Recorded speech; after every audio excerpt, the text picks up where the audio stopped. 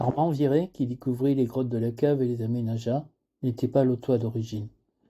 Mais ses activités scientifiques et souterraines, son intérêt pour la préhistoire, puis son mariage avec mademoiselle Delors de Moissac en 1906, contribuèrent à l'attacher définitivement à notre région, où il séjourna régulièrement dans sa maison de la cave, de 1902 à 1948.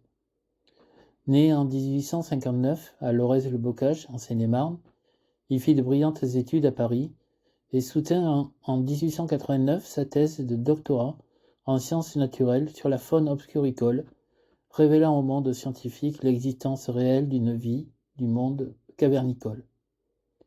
Attaché au Muséum d'histoire naturelle, il fut nommé en 1910 directeur du laboratoire de biologie souterraine à l'École des hautes études et le resta jusqu'à sa retraite en 1929.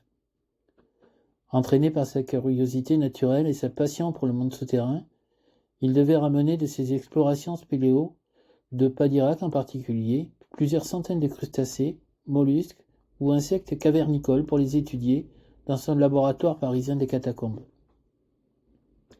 Outre la découverte d'espèces nouvelles, il démontra l'origine marine et les caractères archaïques et fossiles de certaines espèces, témoins de faune géologique aujourd'hui disparue.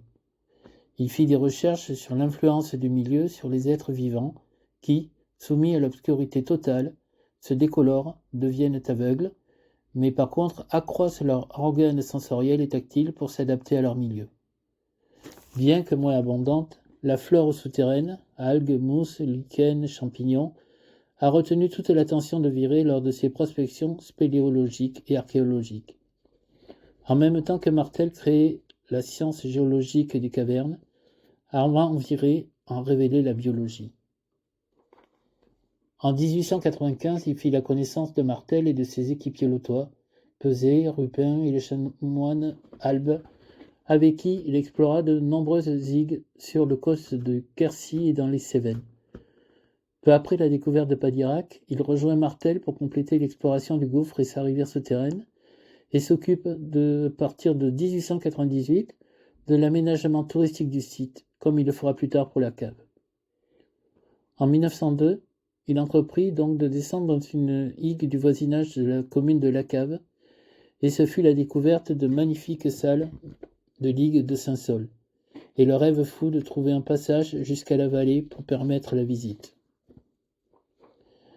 Il acheta un terrain et se fait construire l'une des premières maisons préfabriquées de la région pour surveiller les travaux du tunnel entrepris dans la grotte Joucla, qui, d'après ses relevés topographiques, devait permettre de rejoindre les salles de ligue de Saint-Saul. Mais il déboucha sur une autre série de grottes au matin du 17 mai 1905, celle de la cave dont il resta propriétaire jusqu'en 1947.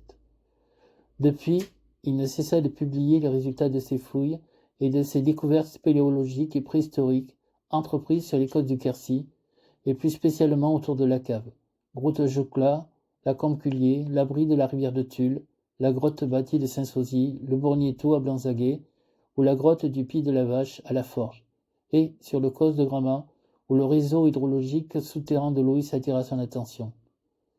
Successivement membre, puis président en 1912, puis président d'honneur de la Société préhistorique française, ses investigations et ses recherches ne se cantonnèrent pas seulement à la préhistoire la plus lointaine, mais englobèrent aussi les monuments mégalithiques. Il fut aussi président de la Société de spéléologie, président d'honneur de la Société des études du Lot, et aussi des Amis de la radiesthésie. Venu tout à fait par hasard à cette activité, à l'occasion du congrès de psychologie expérimentale en 1913, où Henri Majeur lui avait demandé d'organiser le contrôle des expériences, il fut convaincu des possibilités offertes par la radiesthésie et travailla dès lors avec les meilleurs sorciers de l'époque, Probst, Pellaprat, l'abbé Mermet. Dans son livre Comment devenir sorcier, il nous laisse le plan de galeries alors inconnu à la cave et du cours présumé d'une rivière souterraine dans le causse de Rocamadour, donnant naissance à plusieurs résurgences dans la vallée de la Dordogne et celle de Loïs.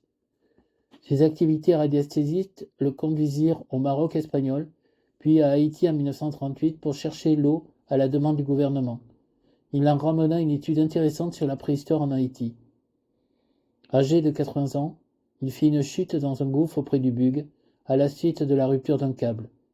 Il dut se résigner au complet repos.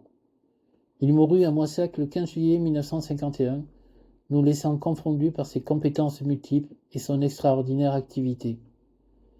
Biologiste, zoologiste, botaniste, préhistorien, spéléologue et radiesthésiste, Armand Viré a su allier un esprit scientifique rigoureux, le tempérament d'un artiste plein d'esprit, d'un homme généreux, cultivant l'amitié et les qualités d'un travailleur infatigable.